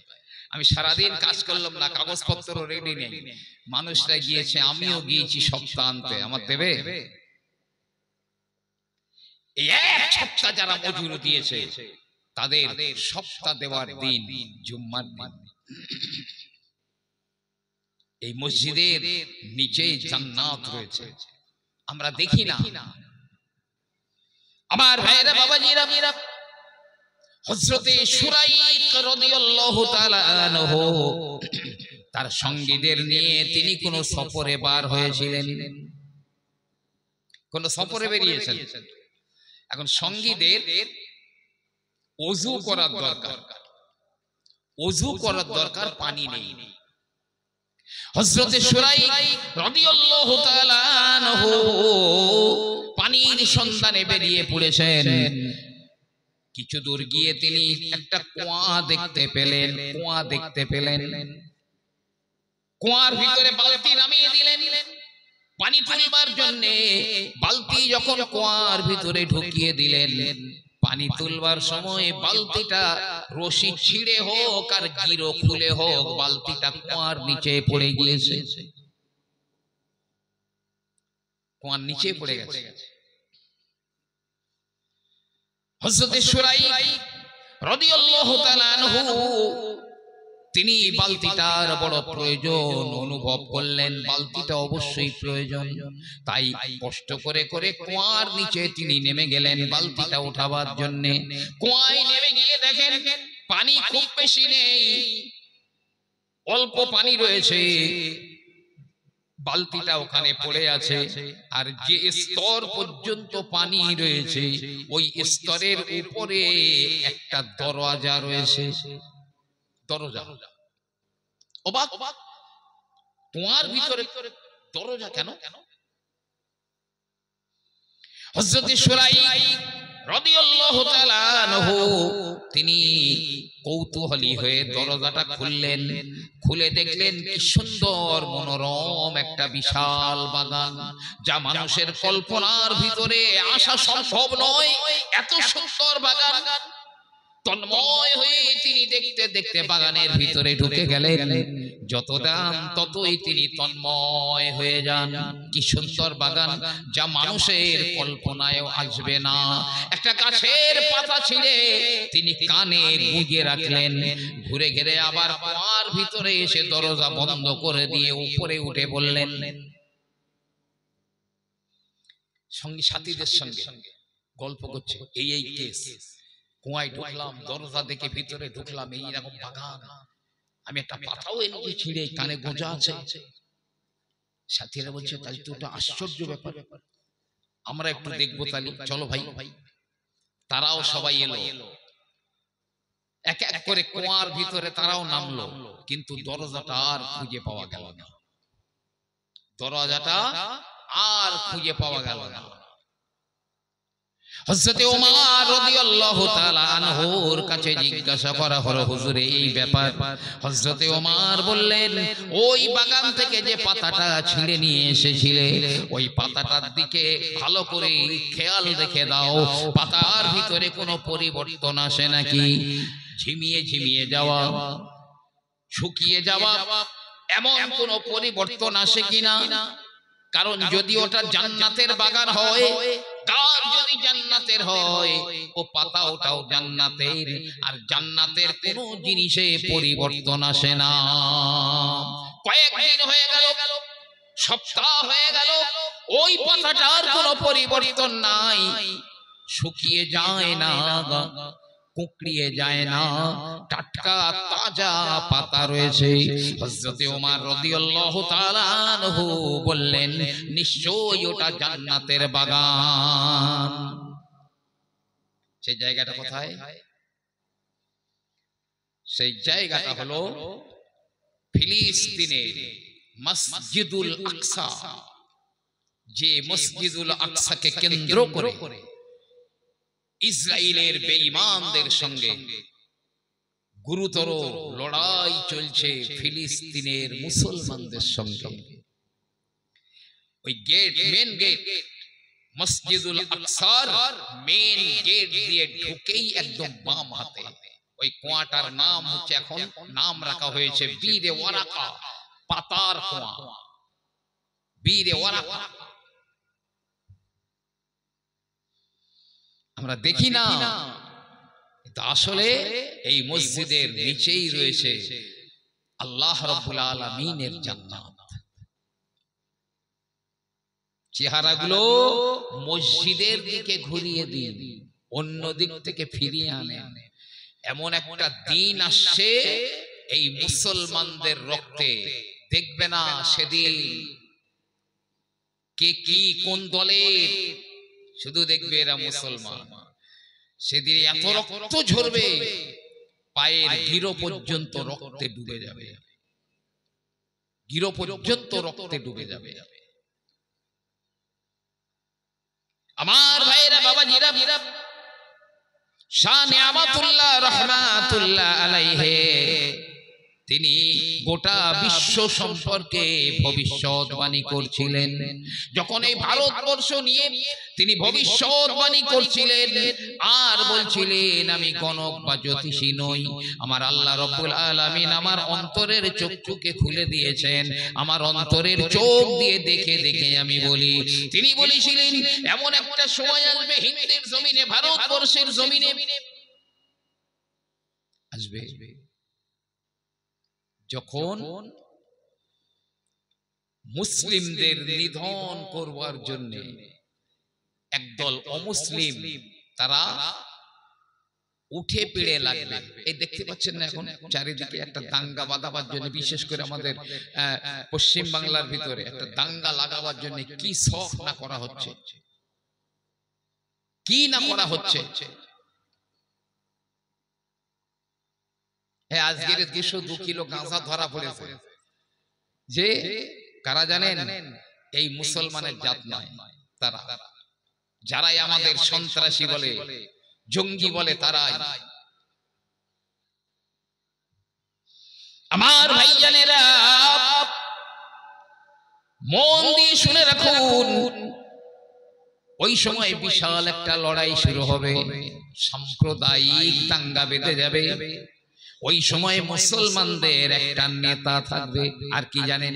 হ্যাঁ, মূল কথা হলো ভারতবর্ষের বড় একটা মুসলিম প্রধান শহর, ভারতবর্ষের যে শহরে মুসলমানদের সংখ্যা বেশি, জানি না সেটা আসাম না কাশ্মীর না পশ্চিম বাংলা, জি না গুজরাট, কোন জায়গা জানি না, তবে মুসলমান সংখ্যা যে জায়গায় বেশি, যে শহরে, সেই শহরটাও মুসলিমরা দখল করে ফেলবে। দখল করে নিয়ে মুসলমানদের উপরে অত্যাচারের স্কিম রুল চালানো হবে। ওই সময় মুসলমানদের একটা দরদি নেতা থাকবে, ওই নেতাটা মুসলমানদের বড় দরদি বলে মনে হবে, কিন্তু না না, ওই মুসলিম নেতাটা মুসলমানদের শুভাকাঙ্ক্ষী। ওই নেতাটা কি করবে? গোপনে গোপনে গোপনে মুসলমানদের দুশমনদের সঙ্গে হাত মিলিয়ে দেবে। ওই সময় মুসলমান ঘরে ঘরে কারবালার মতো শোক, কারবালার মতো শোক নেমে আসবে। কারবালা ময়দানে সবাই শহীদ হয়ে গেলেন, ইমাম হোসাইন শহীদ হয়ে গেলেন। তাম্বুর ভিতরে জানানা যারা ছিলেন, মহিলারা যারা ছিলেন, তাদের ভিতরে যে শোক লেগেছিল, ওই রকম এদের ঘরে ঘরে কারবালার মতো শোক লেগে যাবে। আমার আল্লাহ রাব্বুল আলামিন তারপরে একজন বান্দাকে পাঠিয়ে দেবেন, হামিদকে পাঠিয়ে দেবেন অথবা ওসমানকে পাঠিয়ে দেবেন। ওই হামিদ অথবা ওসমান অথবা দুজনাই নাঙ্গা তলোয়ার নিয়ে তারা বেরিয়ে পড়বে। আমার আল্লাহ রাব্বুল আলামিন মুসলমানদের হাতে বিজয় পতাকা তুলে দেবেন এবং কিসাস নেওয়া হবে, বদলা নেওয়া হবে। এত মুসলমান কেন নিধন করলে? কঠিন দিন আসছে, সেদিন দেখবে না তুমি কোন দলে, দেখবে শুধু মুসলমান। আজ যদি নবীর আদর্শগুলো মেনে চলতাম আমরা, যে নবী পাক বলছে বান্দার সঙ্গে রবের একটা তাল্লুক আছে, ফিউজ জোড়া আছে, টেনে হিচড়ে আমরা সে ফিউজ ছিঁড়ে ফেলে দিয়েছি, সব নিভে গেছে। আলোগুলো জ্বলে, ফিউজ কেটে গেলে আলো নিভে যাবে। মাইকে সাউন্ড হয়, ফিউজ কেটে গেলে সাউন্ড আসবে না। তাই রবের সঙ্গে বান্দার একটা তাল্লুক রয়েছে, ফিউজ জোড়া আছে, ওটা কেটে দিয়েছি, চারিদিকে অন্ধকার হয়ে গেছে। আমার রাসূল বলেন, ওগো মুসলমানেরা, রাতের অন্ধকারে রবের সঙ্গে ফিউজের তারটা জোড়া লাগিয়ে নাও। আজ যারা তোমাদেরকে অত্যাচার করে, জুলুম করে, আর বলে চুন চুন করে নিকালেঙ্গে, আবার বলে কি জানেন, জিহাদি জিহাদি মুক্ত ভারত গড়ব। শুভেন্দুবাবু বলেছিলেন যে মানে মোল্লার বাচ্চারা একটাও থাকবে না, মোল্লা ছাড়াই গড়ব ভারত। আহা, ওরাই তোমাদের স্যালুট করবে। যারা বলছে অত্যাচার করছে, আল্লাহ ওদের অন্তর পাল্টি করে দেবেন। নবী পাক বলছেন ওরাই তখন তোমাদের স্যালুট করবে। আমরা তো বেঈমান কাফেরদের মতো হয়ে আছি। ওরা যা করে আমরাও তাই করি, ওরা যা বলে আমরাও তাই বলি, ওদের মতো হয়ে মিশে আছি। কেউ যেন আমার বুঝতে না পারে আমি কে। যদি এটাই হয় তাহলে মনে রাখবেন, জান্নাত বহু বাউ পানির নিচে। ঈসা নবী আলাইহিস সালাম কোন একটি জনপদ দিয়ে যাচ্ছেন, তিনি দেখলেন জনপদের কোনো ঘর ভালো নাই, সব মানুষগুলো একটাও বেঁচে নাই, বিরান হয়ে গেছে। ঈসা নবী আলাইহিস সালাম চিন্তা করলেন, নিশ্চয়ই খোদার কোনো গজবে এই মানুষগুলো সব বিরান হয়ে গেছে। আল্লাহ রাব্বুল আলামিন ঈসা নবীকে ক্ষমতা দিয়েছিলেন, তিনি মরা মানুষকে জীবিত করতে পারতেন। ঈসা নবী যেতে যেতে বললেন, ইয়া আহলাল কারিয়া, এই গ্রামবাসীরা, এই মহল্লাবাসীরা, মানুষ দেখা গেল না, তবে জবাব এলো লাব্বাইক ইয়া ঈসা, হে ঈসা বলুন আমি হাজির রয়েছি।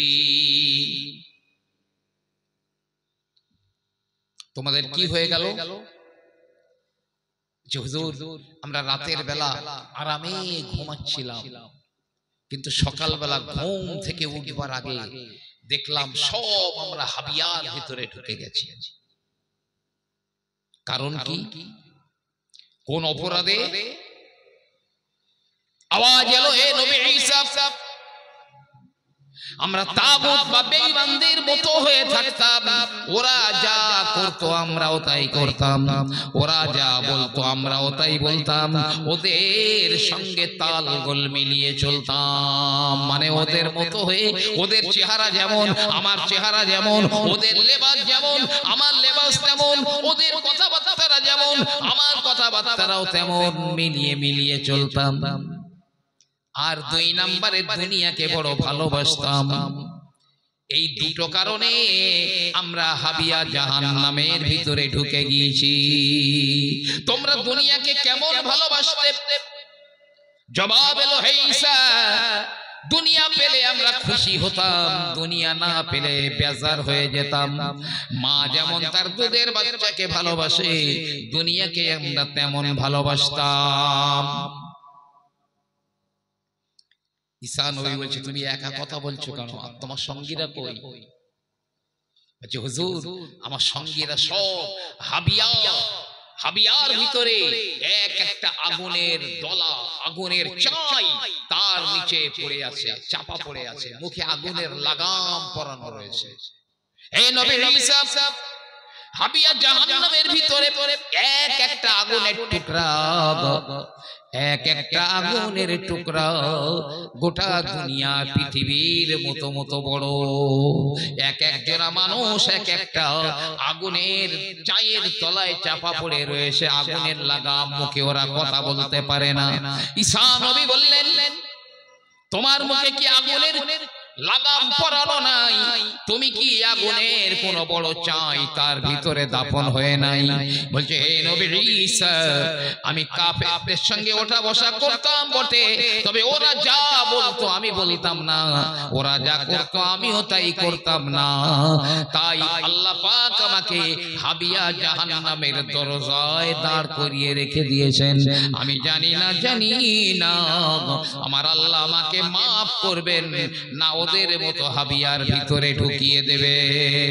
প্রিয় নবী আমার বলেন, যারা নিজেদের ইমানদার বলে দাবি করি, মুসলমান বলে দাবি করি, আল্লাহর নবী বললেন মান তাশাব্বাহা বিকওমিন ফাহুয়া মিনহুম।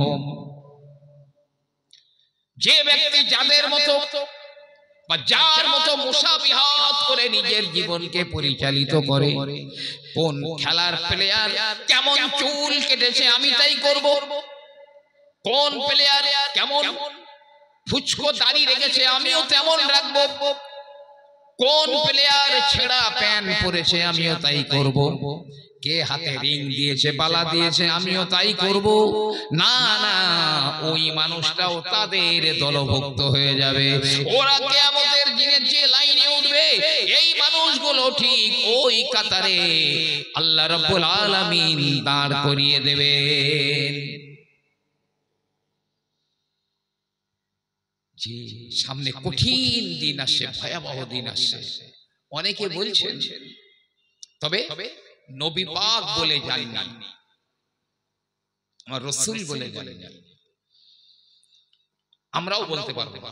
তবে তার কিছু সিম্পটম দেখে অনেকে বলছে হতেও পারে নাও পারে। বলছে 2026 ইমাম মেহেদী আলাইহিস সালাম আসবেন। নবী পাক এটা বলে যাননি যদিও কবে আসবেন, তবে সিম্পটম বলে গেছে। যারা বলছে তারা তাদের দাবিতে তারা বলছে নবীজি বলে গেছেন যে বছর ইমাম মাহদী বার হবেন সেই বছরে রমজানের প্রথম তারিখে চন্দ্রগ্রহণ আর 15 তারিখে সূর্য গ্রহণ হবে। তারপরে হজের মৌসুমে ইমাম মাহদী বার হবেন। এরা বলছে আমেরিকার নাসা বিজ্ঞানীদের ক্যালেন্ডার অনুযায়ী 2026 রমজানে প্রথম রোজায় চন্দ্রগ্রহণ আর 15ই রমজান সূর্য গ্রহণ। আল্লাহু আলাম, আল্লাহই ভালো জানেন। কেউ 28 বলছে, কেউ 30 বলছে, তবে কবে আসবেন সেটা আমরা বলতে পারবো না, আল্লাহ ভালো জানেন। এরা এইভাবে বলছে। আর শেষ বেলায় একটা কথা বলে যাব, একদম লাস্ট কথা, সামনে রোজার মাস, একদম না বললে বড্ড বেয়াদবি হয়ে যাবে। রোজার মাস আসলে অনেকের মাশাআল্লাহ খুব গ্যাস্ট্রিক বেড়ে যায়, যে ওলাউটো কলেরা যা কিছু সব রোজার মাসে হাজির হয়ে যায়। রোজা চলে গেলে মাশাআল্লাহ এরাও পায়। ঋতুবতী মহিলাদের রোজা মাপ, এদের রোজা করলেও হবে না, নিষেধ। তবে ঋতুবতী মহিলাদের বলা হয়েছে রোজা হবে না তোমার ঠিকই, তবে রোজাদারদের মতো হয়ে থাকো। রোজা হবে না, তুমি রোজাদার নও, তারপরেও রোজার মাসকে সম্মান করার জন্য তুমি রোজাদারদের মতো হয়ে থাকো, মানে খাওয়া দাওয়া করো না। নিতান্ত যদি করতেই হয়, খেতেই হয়, তাহলে এত গোপনে গোপনে খাও যে জানো কেউ না দেখতে পায়, না দেখতে পায়। আমি আপনাদের এখানকার খবর বলতে পারবো না। রোজার মাসে যদি মাইয়েত হয়, আমি দেখেছি এরা ঝাঁটালাতি খাবে না তো খাবে কারা? রোজার মাসে মাইয়েত হয়, দুপুর বেলা রান্না করছে, বেনামাজিরা বেরোজগার এসে খাবে বলে। ছি ছি ছি ছি, তোমার ইমানে এমন পক্ষাঘাত হয়েছে, তুমি রোজার মাসকে সম্মান করতে জানলে না। রান্না বন্ধ, তুমি বেজার হবে, বয়ে গেল আমার, বাড়ি যাও। বেরোজগার জানাজা পড়লে ওর একটা নেকি হবে না। তুমি দুপুর বেলা রান্না করে সিম্পাতি দেখাচ্ছ, ওরে খাওয়াবে দিনের মতো, ওর যত গোনা হবে আর যারা খাওয়াচ্ছে ওদেরও তত গোনা হবে। কিতাবের ভিতরে এসেছে বাগদাদ শরীফে একজন ইহুদি মহিলা তার ছোট এক বাচ্চাকে নিয়ে বাজারে গিয়েছেন মার্কেটিং করার জন্য। ছোট্ট বাচ্চা বাজারে গিয়ে মার্কেটিং করলো, শপিং করলো। এবারে বাচ্চাটার হাতে কিছু রুটি বিস্কুট কিনে দিয়েছে। ছোট্ট বাচ্চা, এখনো সাবালক হয় না, আবার জাতিতে ইহুদি। ওই মহিলা বাড়ি ফিরে আসে বাচ্চাটাকে নিয়ে।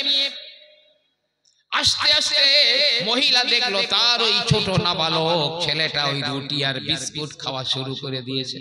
পথে খেতে খেতে যাচ্ছে, আর ইহুদি মহিলা তার বাচ্চার গালে ঠেস করে একটা চড় মেরেছে।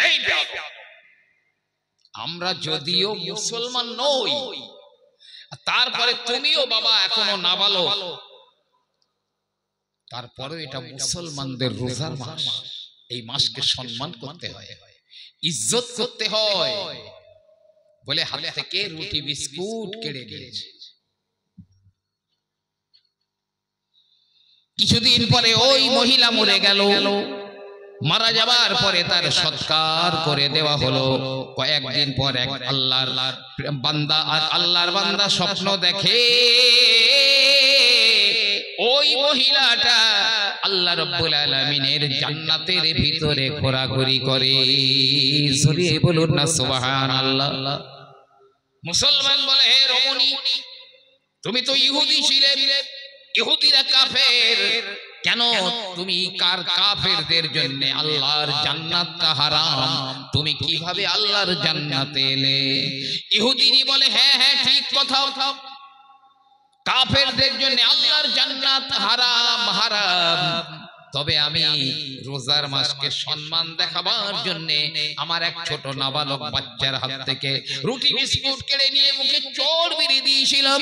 আর এই আমলের ওসিলায় আমার আল্লাহ রাব্বুল আলামিন আমার মরবার আগে কলেমা নসিব করে দিয়ে আমার মৃত্যু দিয়েছেন, আমি জান্নাতি হয়ে মৃত্যুবরণ করেছি। ইসলামিয়ায় যাবেন রোজার মাসে, মুসলিম হোটেলগুলোতে যাবেন, গিয়ে দেখবেন এই চাচার দলেরা এত ভিড় যেন এক মহা উৎসব চলছে। কোন মুসলমান রোজার মাসে চায়ের দোকান খুলে রাখতে পারে না, কোন মুসলমান দিনের বেলা হোটেল খুলে রাখতে পারে না, রেস্টুরেন্ট খুলে রাখতে পারে না। হারাম কাজের সহায়তা করলেও সেটাও হারাম, যা খাওয়া হারাম তার ব্যবসা করা হারাম, যে যা করা হারাম তা দেখাও হারাম।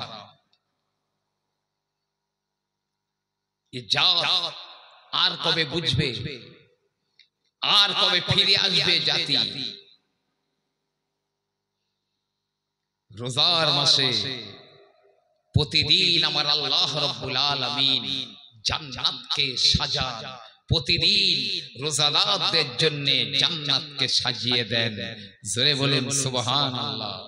কোন কারণে বাচ্চাদের যদি খাওয়াতে হয় রোজার মাসে খুব গোপনে গোপনে খাওয়াবেন, প্রকাশ্যে নয়।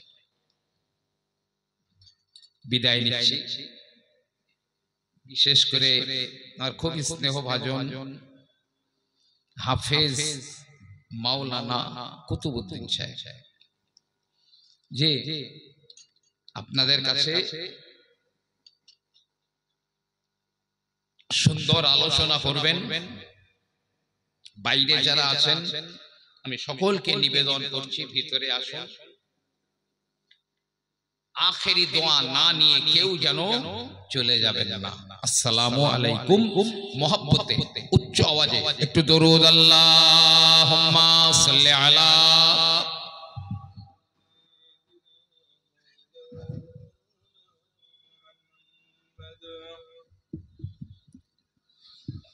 সম্মানীয়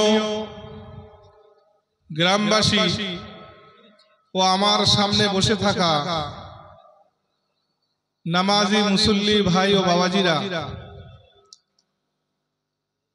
আমাদের সুপরিচিত ও সুদক্ষ বক্তা আলহাজ আব্দুল হাকিম সাহেব মাদ্দাজিল্লাহুল আলী বর্তমান যুগের সন্ধিক্ষণে যে গুরুত্বপূর্ণ আলোচনা আমাদের সামনে তিনি রেখে গেলেন, এটা একেবারেই প্রযোজ্য এবং